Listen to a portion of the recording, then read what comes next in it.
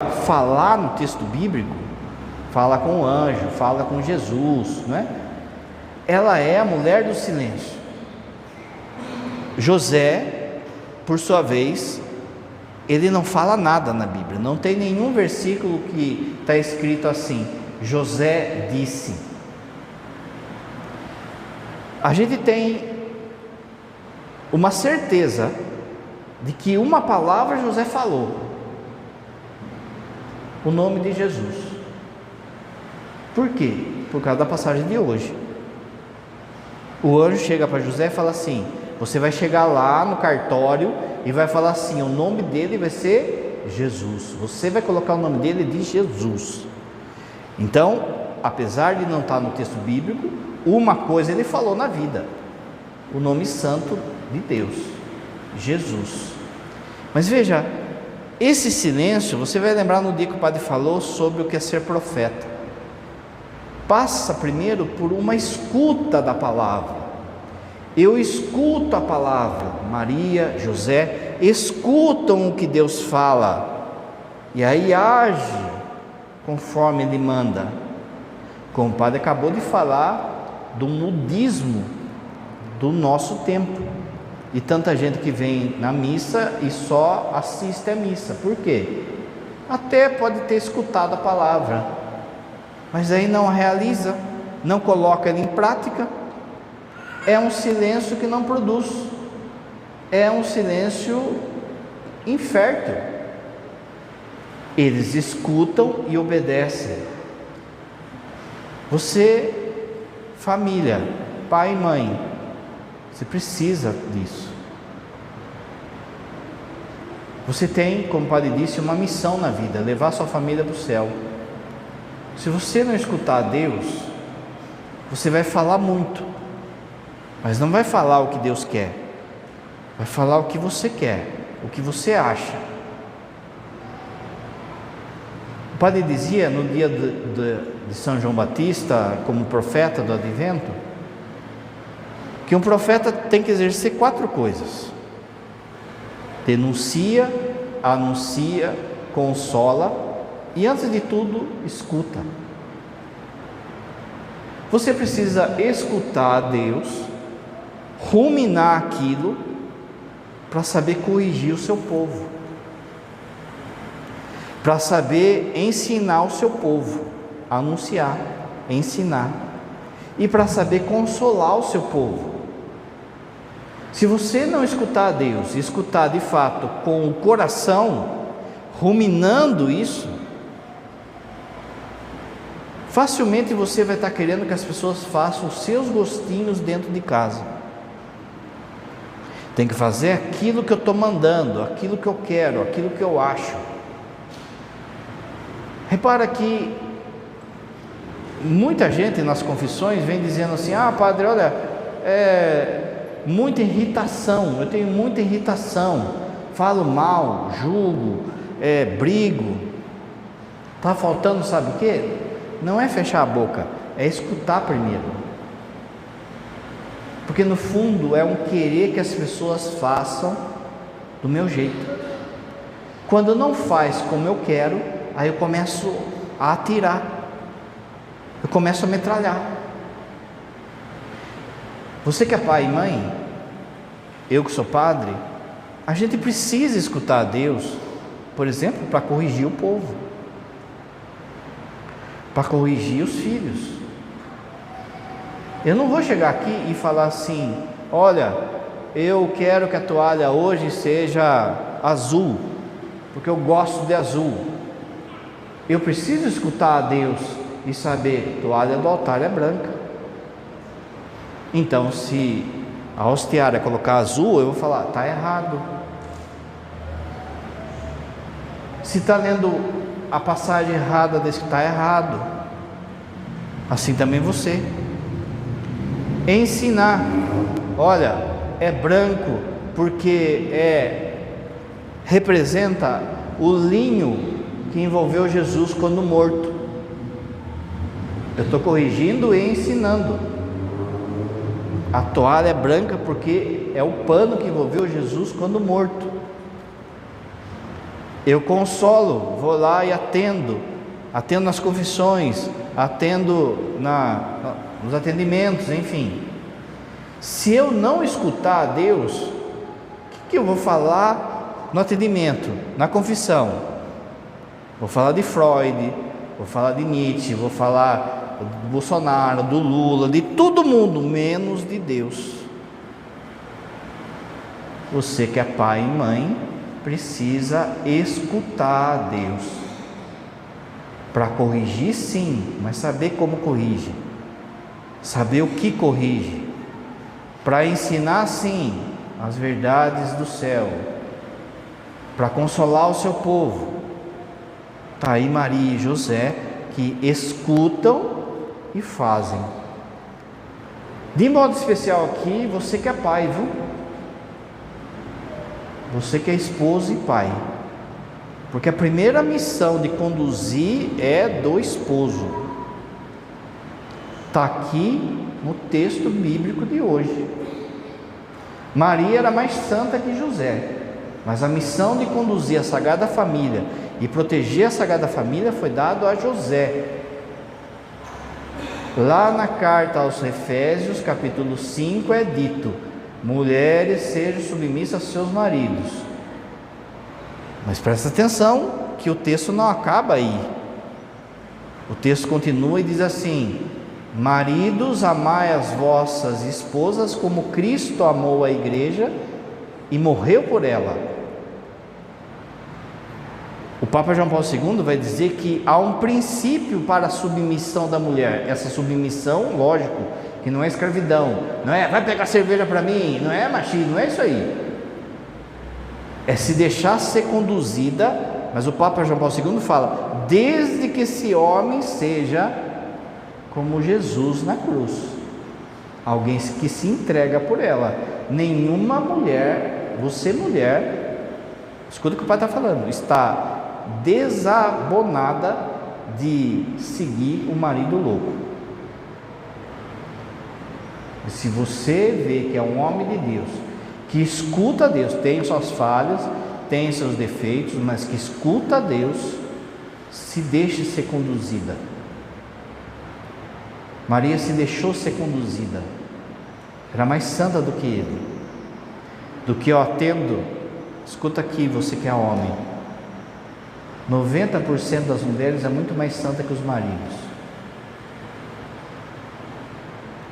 mas elas, você que tem que conduzir, você que tem que fazer o papel de José, de homem de escuta, de palavras que conduzem o povo. Veja, o anjo aparece para José, não é para Maria. Pega a Sagrada Família e vai para lá. Pega a Sagrada Família e vem para cá.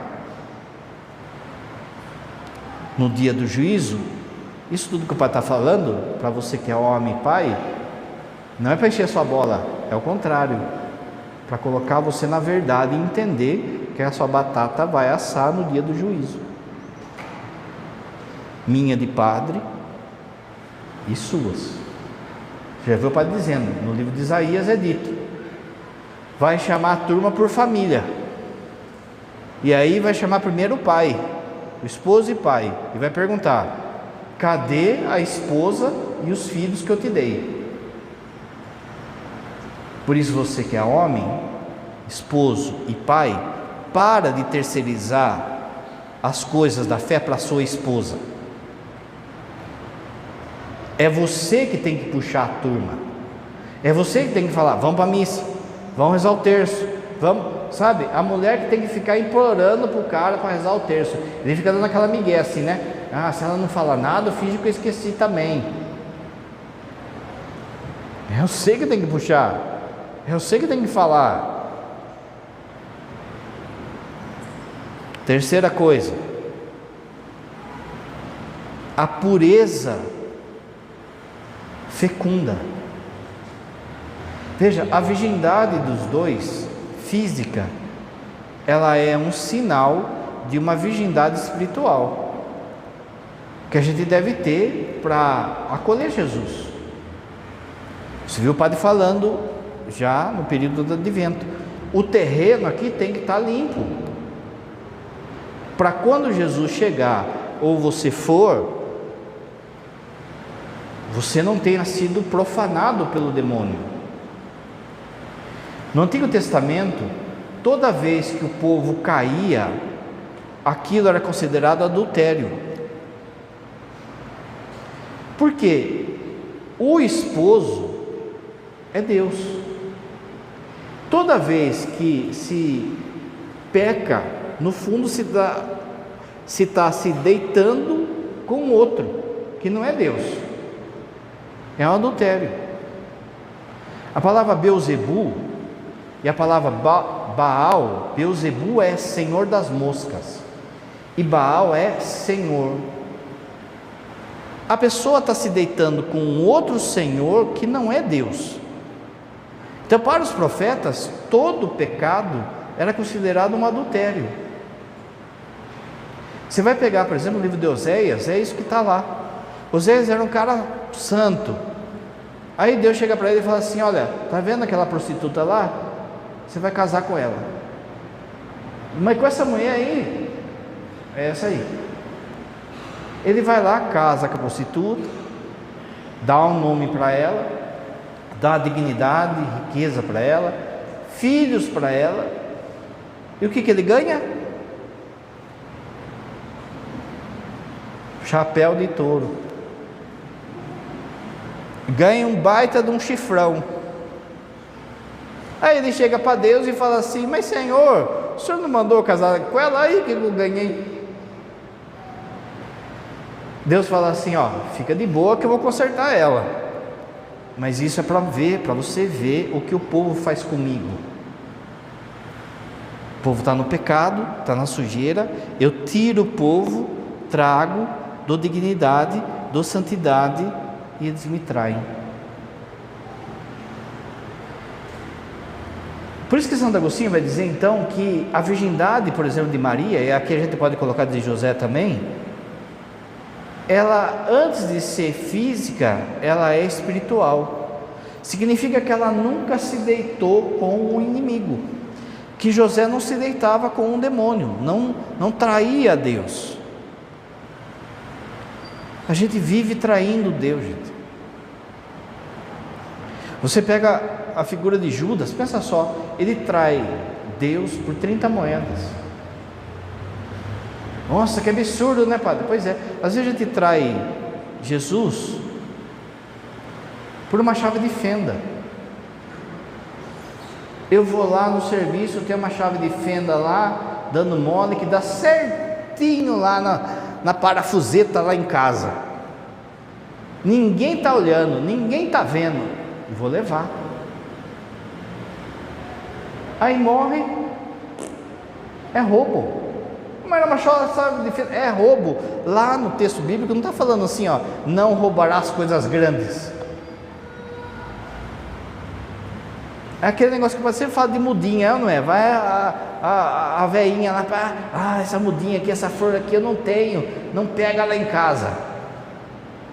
Aí vai lá no terreno da vizinha lá e mas é uma mudinha. Você pediu? Não. É seu? Não. Então quando você pega algo que não é seu, como que chama isso aí? Né?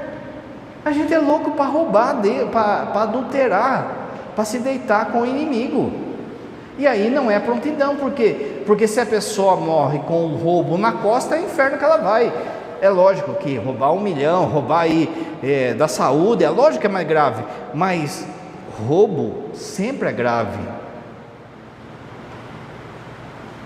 Se o texto está falando para a gente ficar atento a Jesus que vem, eu não posso adulterar, me vender, me prostituir. Pensa só, padre, já se viu, Judas vendeu Jesus por 30 moedas. Aí vai lá, às vezes a gente pega 10 reais do cofrinho lá da comunidade, da pastoral, 10 reais. Ou então, preguiça, por preguiça não vem na missa. Pensa só, gente, a preguiça parece um pecado bobo, mas ele é capaz de ir para o inferno. Por preguiça não foi na missa, morreu naquela semana, foi para onde? Por preguiça. Meu, quem vai no inferno por causa de preguiça tem que apanhar de gato morto lá embaixo, hein? Pelo amor de Deus, por causa de preguiça.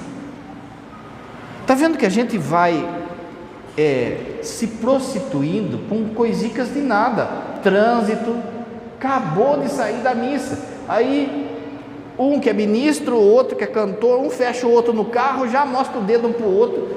Meu, acabaram de sair da missa.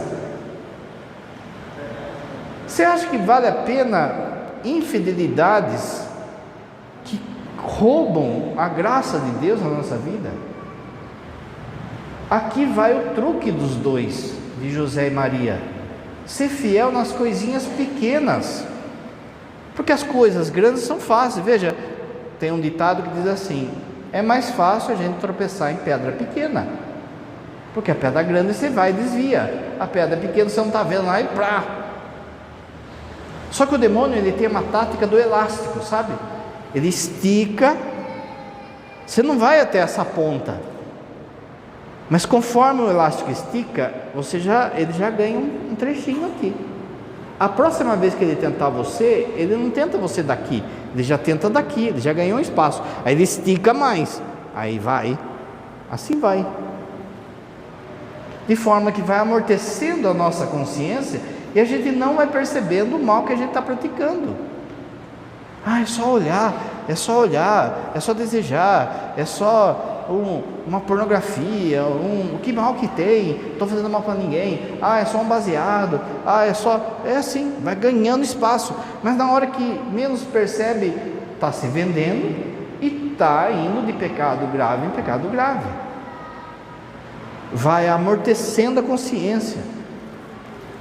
Quer assistir o filme Cidade de Deus? Tem uma hora lá, você que não assistiu, não é filme de santo não, viu? É de briga de morro lá. Aí tem uma hora lá que um morro vai lutar contra o outro por causa das drogas. E aí a turma lá de um morro lá junta todo mundo e reza o Pai Nosso para matar os caras. Já está tão amortecido a consciência de que matar não é problema. Então vou rezar para matar o outro. Repara então, que se eu não consigo ser fiel nas pequenas coisas, o demônio vai ganhando território, e na hora que a gente vê, está fazendo grandes absurdos, e está por isso mesmo. Eles aprenderam a ser fiéis no silêncio de Nazaré, no cotidiano da vida. Você casado, você filho, você é chamado a ser santo na rotina. É na rotina. Padre, é a rotina. Meus irmãos, a rotina é um tipo de segurança que Deus te dá, para que ali você encontre Ele, fazendo as mesmas coisas de modo agradável a Deus. Você não foi chamado a ser Moisés, a ser o Padre Pio. Você foi chamado à rotina, às coisinhas diárias, a ser fiel nessas pequenas coisas. Um adultério, por exemplo, um adultério mesmo, aqui não um místico, um adultério mesmo, ele nunca começa com vamos no motel hoje. É um caminho, lembra do elástico? É um caminho. Um dia uma conversinha, outro dia uma piadinha, uma roçada de braço, um zap. Qualquer dia eu vou falar do zap, hein? Oi, vi você na missa hoje, você estava bonitona, hein? Sempre é um caminho que vai ganhando território. Fidelidade nas pequenas coisas é se preparar para a vinda de Jesus. Falei que ia ser breve, né? Breve pelo Padre Ney, que já deu meia hora. Creio em Deus Pai Todo-Poderoso,